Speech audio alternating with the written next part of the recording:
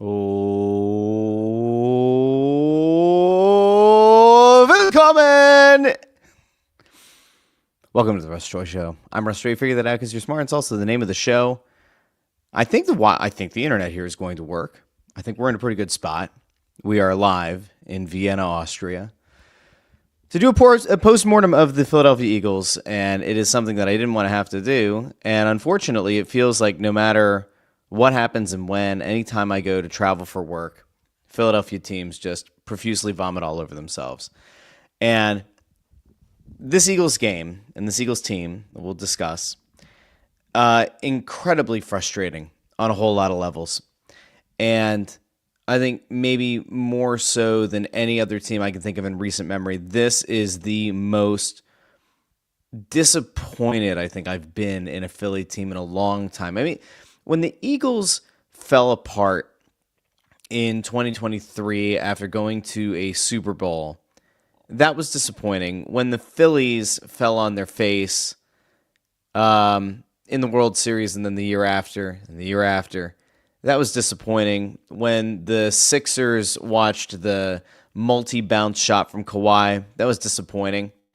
But this to me felt like everything that could have gone wrong did. All of the things that we were concerned about during the course of the regular season reared their ugly heads.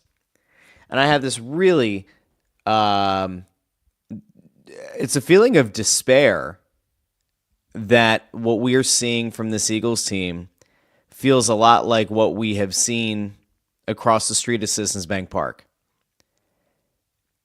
What once felt like a very wide open window now no longer feels quite as wide open. What for a long time felt like was going to be a no-brainer ability for this team to take things to another level and potentially repeat as champions, to potentially win 2 Super Bowls back-to-back, or have a window where you got to a 3rd Super Bowl in 4 years.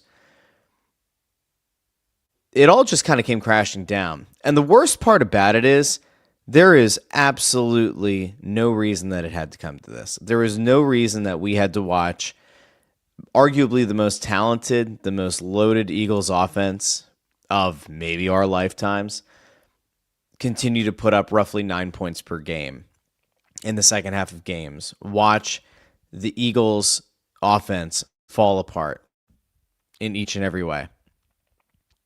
Kevin Patullo should have been relieved of his duties mid-season at the latest. The lack of conviction in doing what was right for the team ultimately doomed the Eagles. I'd say to some extent kind of doomed this season for Nick Sirianni, and Howie Roseman can't be without some criticism here. And if you want to extend it to Jeffrey Lurie, you can as well. But like, we watched over the course of a season the same issues pop up week after week after week. Lack of innovation. You got to a point where, like, from week 12 or 13 of the regular season on, you're watching just about each and every media pundit go out of their way to clown on your offensive coordinator, to openly question why your head coach hasn't done anything about it, to openly wonder again and again, how does this team legitimately believe get to another Super Bowl? We watched that happen time and time again. And yet this team had no answer for it. This team had nothing going for it. This team had nothing lined up. I actually have a question. I want to posit this. I want to throw this out. We'll go out to the comments here in a little bit.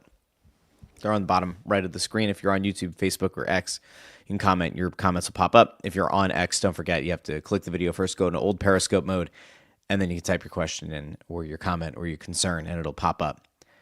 I want to do this like little thought experiment with all of you really quickly.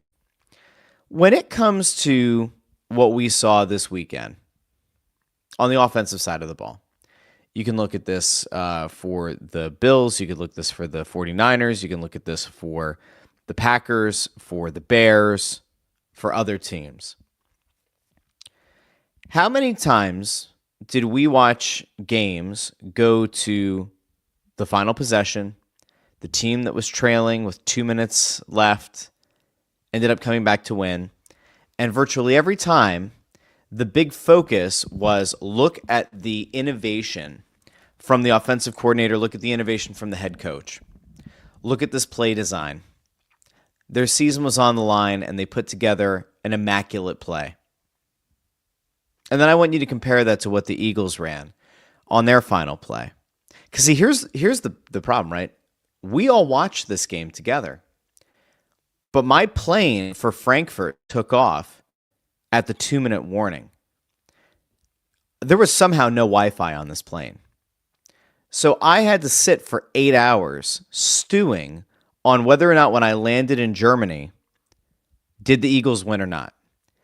Did Jalen Hurts lead the team down the field, which I believe he can do?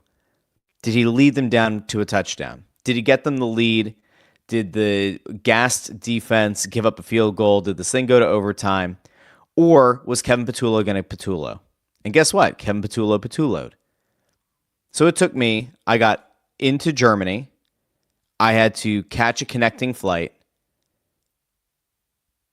And at that point, I saw the Eagles lost. I didn't even get to watch it yet because I had to use a VPN. I didn't even get to watch the game. I'm sitting in the Frankfurt airport, and I realized the Eagles lost. And then I watch Emmanuel Acho, LaShawn McCoy, Dan Orlovsky, all break down the final few plays, all break down the lack of offensive innovation.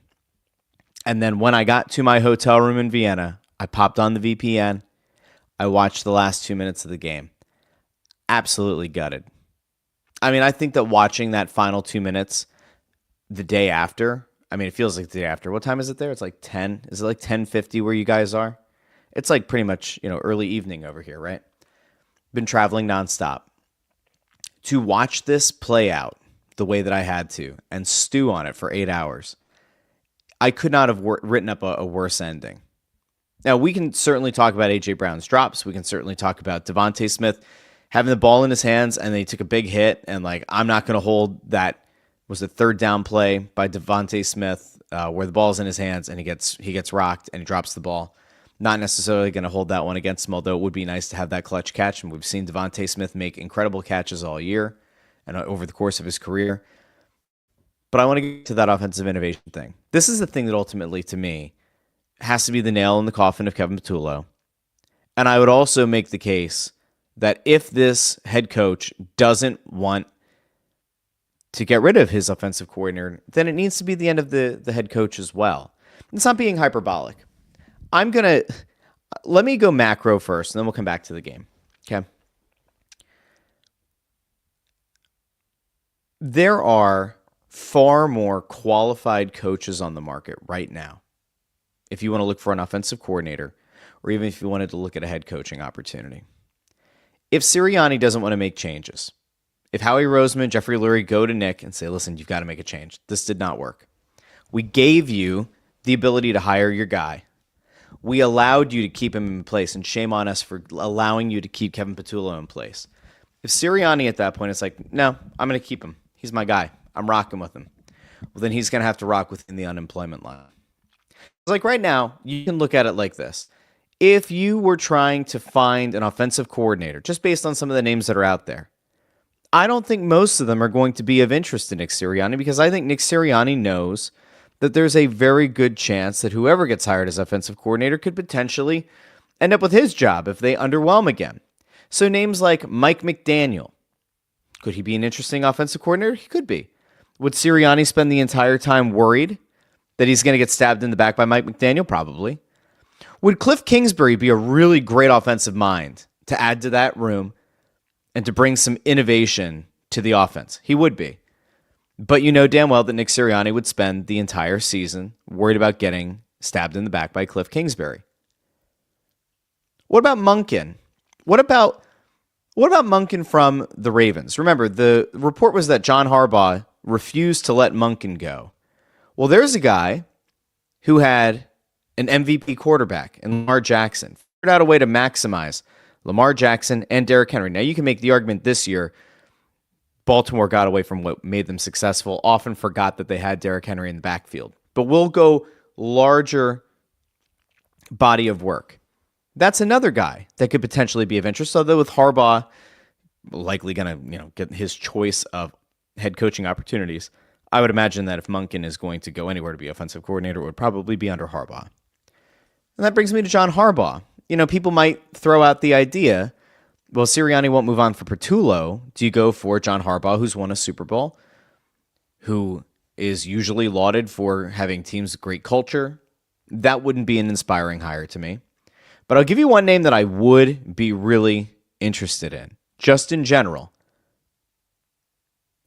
I could even make the case right now that regardless of whether or not Nick Sirianni's fine with moving on from Kevin Patullo, there's one name out there right now that I would highly, highly consider to take over the entire show, and that's Kevin Stefankski. I would go out and take a 2-time Coach of the Year who coached an absolutely woeful, dreadful Cleveland Browns team, right? Coached up that team, took an organization that has often been a dumpster fire, and won multiple Coach of the Year awards. I would rock and roll with that guy if we are going to turn this thing over. That's what I would do. And so we get back to the offensive innovation thing. This is my last point on it before I got to the comments. Virtually every team that was able to come back in the waning moments of their respective wild card game, where we're talking about offensive innovation, we're talking about great play design.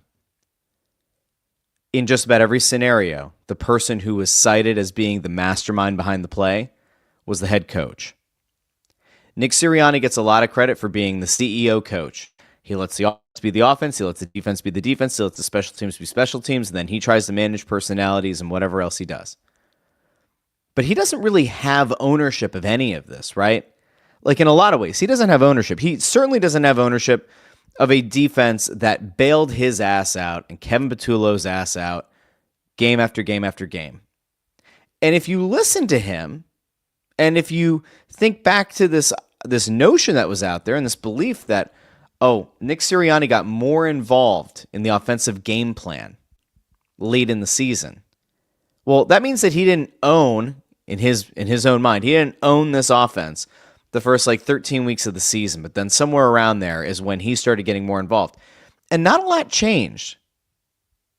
So what exactly is Nick Sirianni's ownership in this collapse? What was his ownership in the 23 collapse? What was his ownership in this collapse?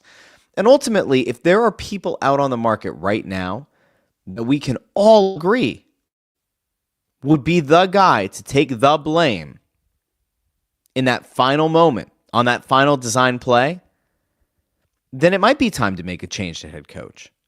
It might. Because ultimately, if your head coach doesn't have it, right? If he doesn't have the ability to call the game, to design the offense, to call the plays, and he also isn't going to be open to the best potential candidates because it's going to get him all up in his feelings, that's hurting you twice. It's hurting you two ways. Eagles have a lot of decisions to make. And it can't simply just be, we're getting rid of Kevin Patullo. There's got to be a lot more that goes into it. And we certainly have to talk about A.J. Brown and everything else that came out of this game. And a laundry list of potential free agents that might have played their last game for the Philadelphia Eagles, which is absolutely bananagrams. All right, let's get into the comments. AJ's here. Says, whoa, it's an early one. It's late for me. It's almost 5 o'clock here. But it's early for all you guys, so happy to do it. Ford says, Eagles went out the same way they played all season. Poetic and absolutely miserable, but entirely unsurprising. It's actually very good. It's a very good point. Chris Reed says, Russ, your A.J. Brown comments from Friday did not age well. No, I thought he was going to step up. I thought he was going to have a monster game. And instead he had a monstrosity of a game with 3 huge drops. And you can look at the one late in the game and say, well, the next play or whatever, Dallas Goedert had a huge pickup and it kind of offset that drop. But there were ones earlier in the game that were absolute momentum killers, crushers. When it got to halftime, I just kept saying to myself, get this to be 20-10. Right? Get it to 20-10. Trust your defense. Do the same thing that you've had to do all season because you just don't have it offensively. You just don't have that innovation. You don't have the ability to make adjustments at halftime. Get it to 20-10. And I texted a few buddies of mine, and I was like, well, the flip side of that argument is if it's only a 3-point lead, you can't exactly just kind of sit on a 3-point lead and expect the defense to do everything the same way that it seems like this team always did whenever they were up by double digits. It was just such a frustrating game. It really was. I can't believe we're sitting here today talking about the fact that this team's out. I mean, I can believe it, but I don't want to believe it. Ford says, in sports, you have to capitalize where you can. This is a wasted season, truly is.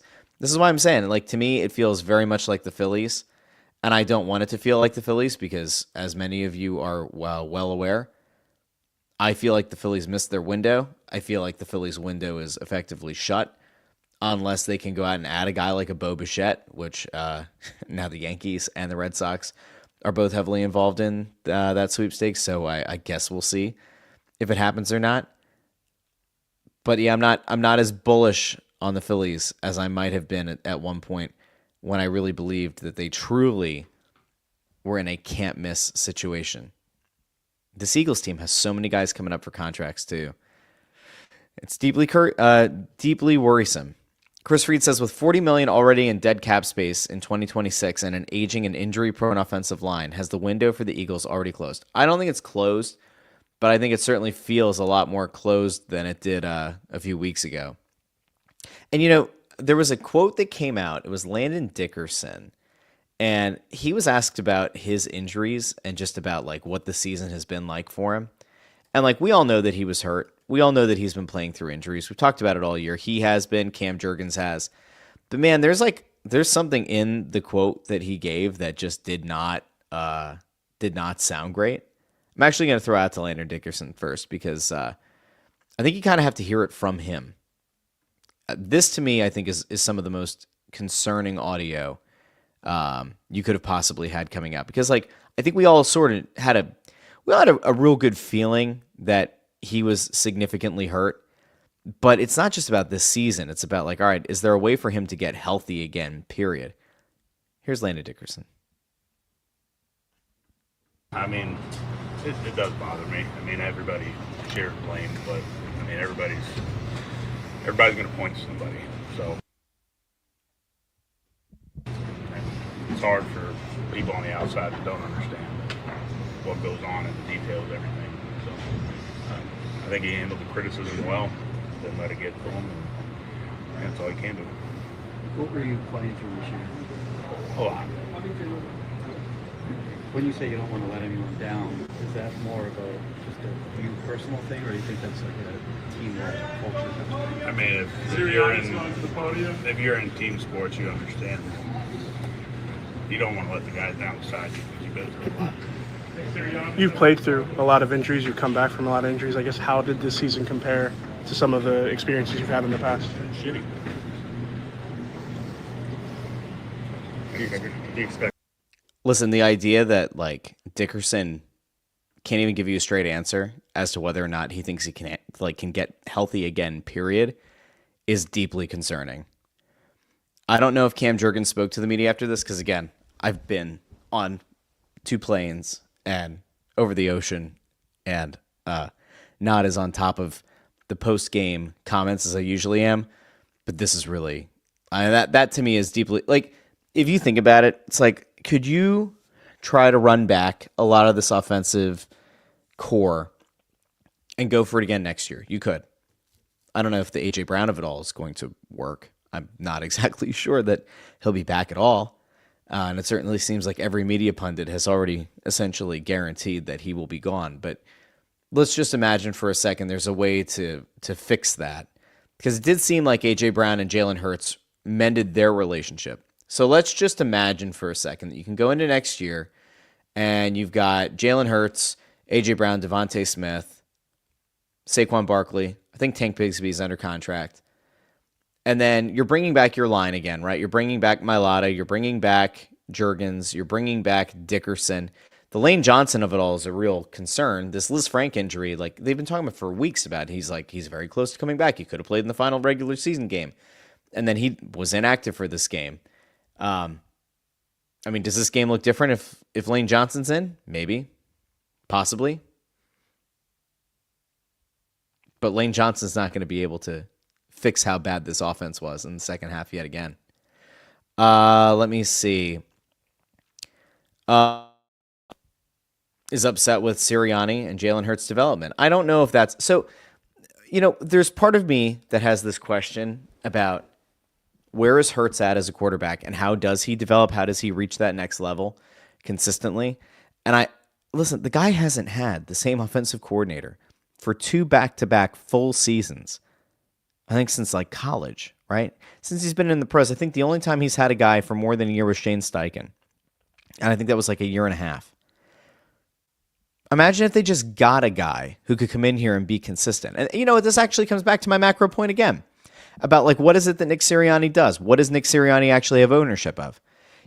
I would love to be able to say like, hey, here are 3 names of guys who could be your Vic Fangio of the offense, right?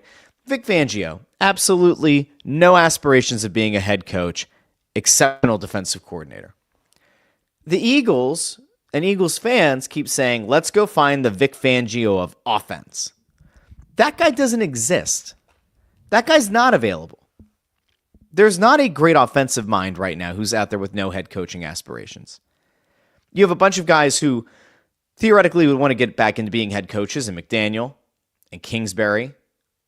And I would imagine that a guy like Monken might actually be interested in being head coach at some point.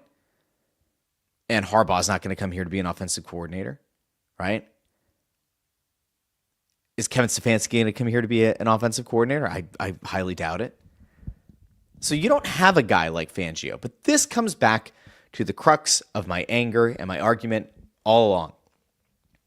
You shouldn't have to find an offensive Vic Fangio. You should be able to have a head coach who can call the plays, who can design an innovative offense. If he has nothing to do with the defense, he needs to be the smartest guy in the room with the offense, and he clearly is not that guy. Okay. Let's see. Muggsy218. Hello, Muggsy. Thank you for being here. Says this team goes to the Super Bowl and probably repeats with a semi-competent offensive coordinator. If I think it's actually kind of hard to argue. I really do. If Kellen Moore were here, you're probably looking at a team that has the number 1 seed and very likely could be on its way to a repeat. If Shane Steichen were here, could maybe say the same thing. If this team mid-season, or what was it that Brian Daboll got fired? Whenever that was. I mean, he coached Jalen Hurts in college.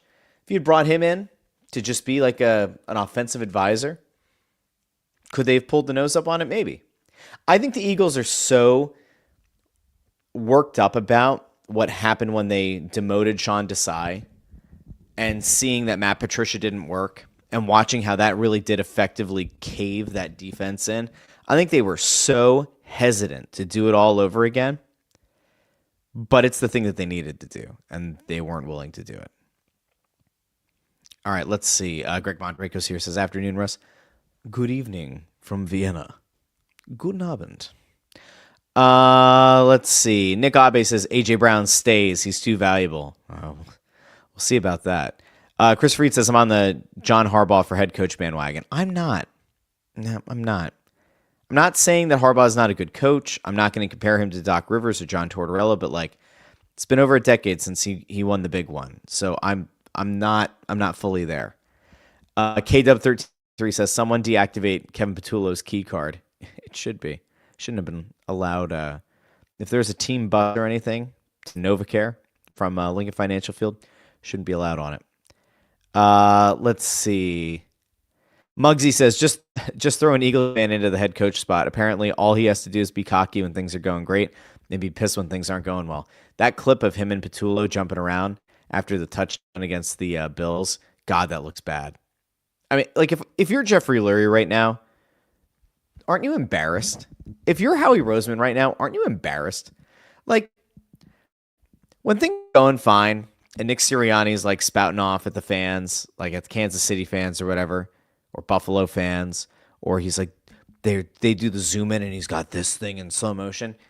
when you're winning, you might find it entertaining. When you're not winning, or when your entire season, your offensive coordinator has been getting clowned by every media pundit, by everybody who analyzes film, when that guy and your head coach are dancing around, jumping around, right? Like kids who found an Xbox 360 under the Christmas tree like 20 years ago because they scored a touchdown in Buffalo.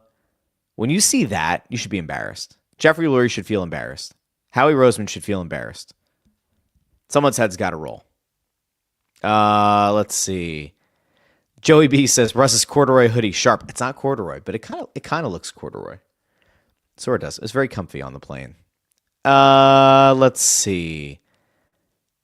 Hoboken says the Eagles also shot themselves in the foot with bad penalties after they made a big play. I saw people today trying to make the argument that like the fix was in from the refs. No, the Eagles played undisciplined football, and they did that a lot this season.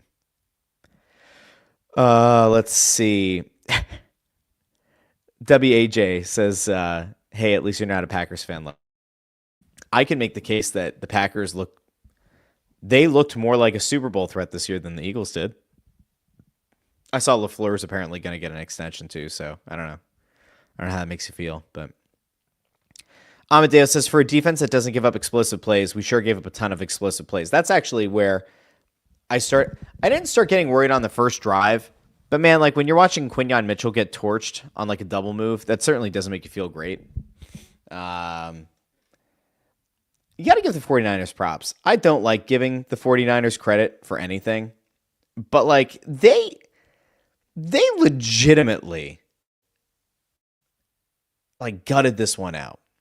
They had their 5th and 6th linebackers or 6th and 7th linebackers. They had no linebackers. I think on Friday's show I said, if Kevin Patullo can't figure out a way to game plan to take advantage of the lack of linebackers, he absolutely needs to be fired. You could make a case that their running game did attack that lack of linebackers of any value. But man, like, again, you get to late in that game. Easy crossing routes. Center of the field. Middle of the field. A quick slant. Right over the middle of the field. And instead, you're running the ball on like 2nd and 13, 2nd and 14. How many times? I'm not angry, right? If I were at home and I were recording the show after the game, maybe I would have been angry. It could just be that I'm absolutely exhausted and I'm in a hotel room and I don't want to yell and freak out, people in a country and then have to explain to the authorities why I'm so mad about an American football game. This is how I feel. Connor Allen says, good news is we have the Sixers and the Flyers right now. Right, guys? Joey B says 99% of Eagles players on private jets back to their hometowns for a long off season. Got to get healthy. They're beat up mentally and physically. Also asking if I'm in Japan. No, I'm in Austria. DD Skinner says, today is not the birthday vibe I was hoping for. Come on, Flyers. Save my day tonight. DD, happy birthday to you. Darth Vladar is supposed to be in net tonight, so we'll see if that happens. Let's see. Greg Bondarenko asks, what's the deal with Lane Johnson? Felt like he was going to play and he wasn't on the field. Yeah, it's weird because they said for weeks, he's getting close. He's getting close. He's going to be here. He's going to be there. And then in the game that you really could have used him, he wasn't there. We're not going to hold that against him. I'm sure he was trying to gut out a really painful injury, but it's a total doozy, a total killer to not have it happen, to not have him in the lineup. Let's see.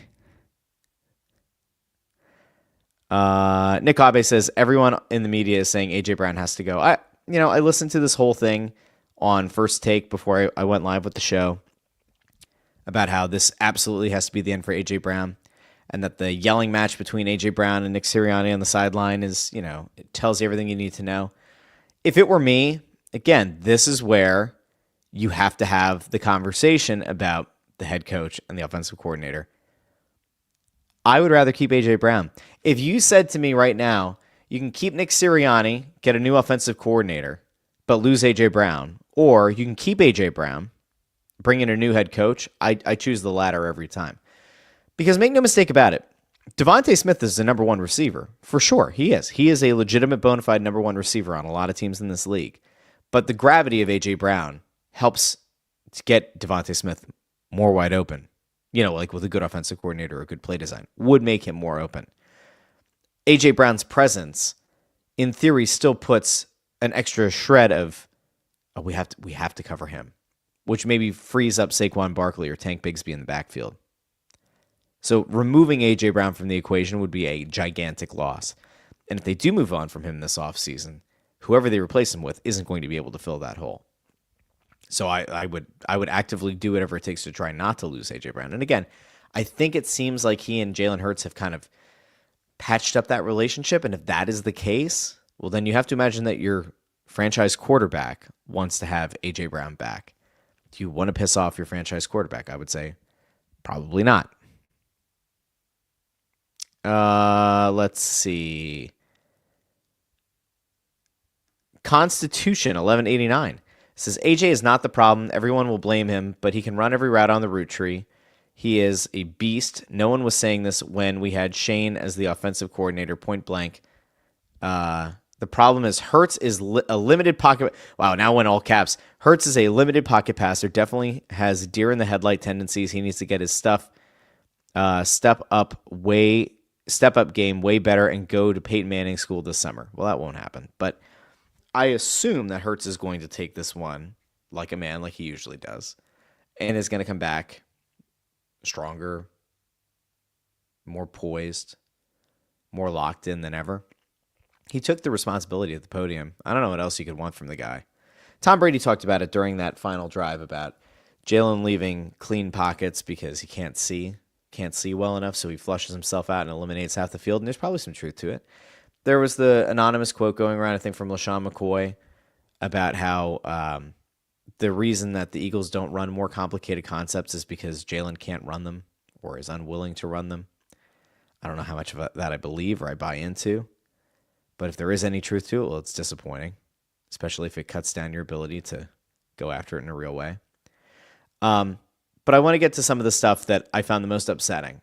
And the stuff that I found the most upsetting is stuff that came from people who break down the film and people who assess the film and who do a legitimate deep dive into what went wrong. And so I mentioned earlier in the show that Dan Orlovsky has been one of the most critical people today of what happened with the Eagles. Dan Orlovsky put this out. Philly ran 10 plays on its final offensive series. They ran the same play or copied a previous play from that drive on 4 different occasions. For those of you who are keeping track at home, that is far too many plays to be copied or to run the same exact play. And they apparently did it 4 times, according to Dan Orlovsky. So is that good? No, that actually goes down as actively bad, very bad. Okay, that's only one piece to the puzzle. Let's just take a look at the disparity at half. Zach Berman put this together. The Eagles finished the regular season and playoffs averaging 9.67 points in the second half of games. Okay, and if you look at that by season, in 2021, they averaged 14.78 points in the second half of games. That dropped to 10.6 points in 2022, went up to 12.39 points in 2023, maxed out at 15.38 points in 2024, and then cratered to a 5-year low of 9.67 points per game in the second half of games. I'm going to pull that up on the screen here because that was a lot of numbers to throw at you all at once. 14.78 down to 10.6, up to 12.39, up to 15.38, cratered to 9.69. They had a minus 14-point differential in the second half of games this season. Compare that to last year where they had a positive 119-point differential in the second half of games. What does that tell you? That tells you that Kellen Moore was capable of making adjustments at halftime, making adjustments in the third quarter, making adjustments in the fourth quarter, and putting his weapons in a position to be successful, something that Kevin Patullo and or Nick Sirianni simply could not do. If you want to think about like what happened in this game, just talking about that second half offense, absolutely dreadful. Horrible. A bunch of short drives for the most part, not good. They had 107 total yards. You know what's crazy? Is that the Niners missing all these linebackers. The Niners, I think, had the worst defense of any team entering the playoffs. And you couldn't figure out a way to get any of these weapons engaged or involved. There was another stat that Zach Berman put out. Eagles failed to score a touchdown in the second half of 6 games this season. Failed to score a single touchdown, at least one touchdown in the second half of 6 games this season. It only happened once last season. Only once. So again, not good. How the hell do you expect to win in this league if you can't score in the second half? If you can't find the end zone in the second half of games? Can't win. Saw it again. There was another thing that came up today. Did you know, were you aware that the Eagles only ran 7 plays under center in the second half?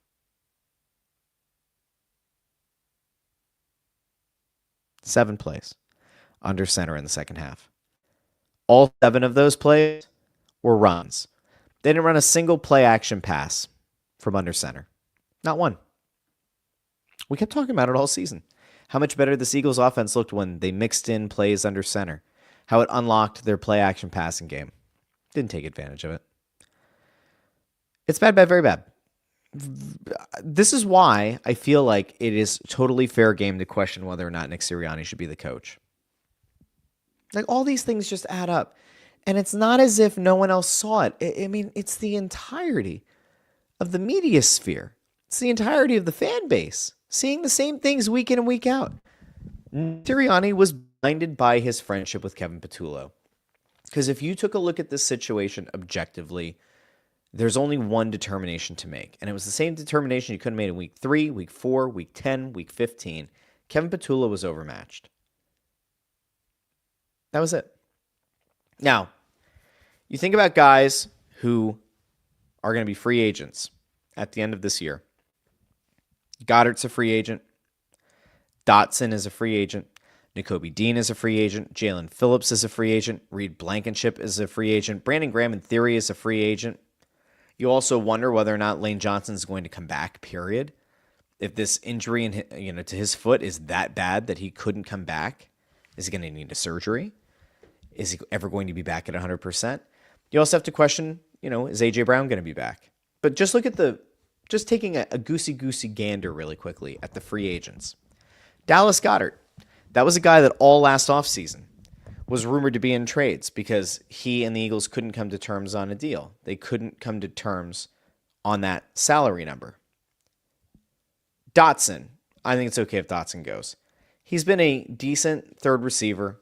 I want to believe that like Cooper or somebody else can step up, be that number 3 receiver. Okay.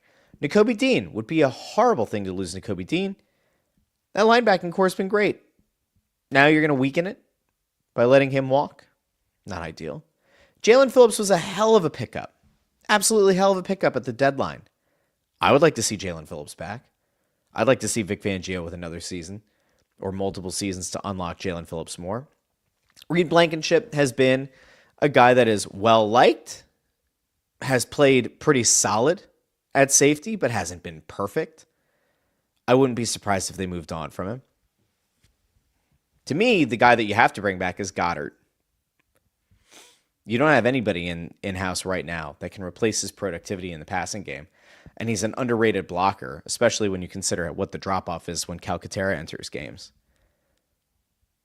Nakobe Dean would be a big loss. I'd like to see them keep him. Jalen Phillips, I think they should try to keep. If you were going to keep 3 of those guys, those are the 3. Nick Abe says, we have Jahad Campbell. We do. But again, I like having depth at that position. It's been a massive, massive thing for this team. Let's see. By the way, the Brandon Graham of it all, if Brandon Graham wants to play another season, he can play another season. It doesn't have to be here. It'd be nice if it were, but I don't know how you hold a roster spot for Brandon Graham at this point. It was a cool story. The team needed a pass rusher desperately, and he came out of retirement to help his team. I think it's great. But you got to be real. You have to be ready to hang him up when it's time to hang him up. he didn't look bad since he came back. But, like, if you're the Eagles, are you really going to use up a roster spot on Brandon Graham? I don't know. I guess we'll see. Let's see. Chris Reed asks, Fangio turned 68. Does he retire? God, I hope not. We can't see that happen. Andrew Fawcett says, I don't want to see Goddard go. I don't either. I think it would be terrible if he left. But then again, I don't know what they're going to do. All right. I think I hit everything that I wanted to. I got to be honest with you. I'm exhausted. I know nobody wants to hear that I'm exhausted because I'm #blessed that I get to be on this European extravaganza where I'm going to be in meetings this entire time for the next week. But I told you guys I would do a show. I put the poll up last week. How many shows is going to happen? 1, 2, 3, fewer, more? And there was a large percentage of the listenership here, of the live viewership that said 0. Well, now you got 1. So I made at least a good chunk of you wrong.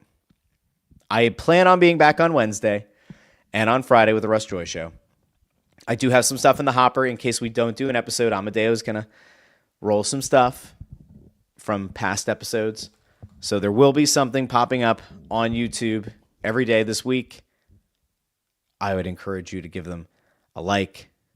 Do me a favor if you haven't done so already. Like the video, share the video, subscribe, ring the bell so you get notified whenever we go live with an episode. If you like listening in the podcast feed on Apple Podcasts, Spotify, Pandora, Amazon Music, wherever you get your podcasts, go give that a follow as well. And if you're scrolling, if you're doom scrolling at night on TikTok, Instagram, Facebook, YouTube, and you see short form content from this show, do me a favor, hit that like and follow the account over there as well. All right. I got to go to sleep. Like I probably shouldn't because it's like 5:30 and I need to reset my body clock. Maybe I'll eat first and then I'm going to go to sleep. I'm going to go sleep early tonight, which means I will miss the Press Row Show. I will not be hopping into the Press Row Show pregame to mess with Anthony and intern Andrew and Bundy. Not doing it tonight. But that is set up so you guys can go watch that as the Flyers take on the Lightning in the second game of 2 games in 3 nights against the same team in the same building. Make sense of that if you can. And on Wednesday's show, we'll hopefully come back with more news. Hopefully Kevin Patullo will be gone. Hopefully the Phillies will intensify their pursuit of Bo Bichette. We will see. All right. A big thank you to everybody who tuned in live. A big thank you to all of you who listen after the fact. I will talk to each and every one of you very soon. Until then, this has been the Russ Joy Show, and I've been Russ Joy, but you knew that already because you're smart. It's also the name of the show. Have a great day, everybody. Talk to each and every one of you very, very soon. Bye now.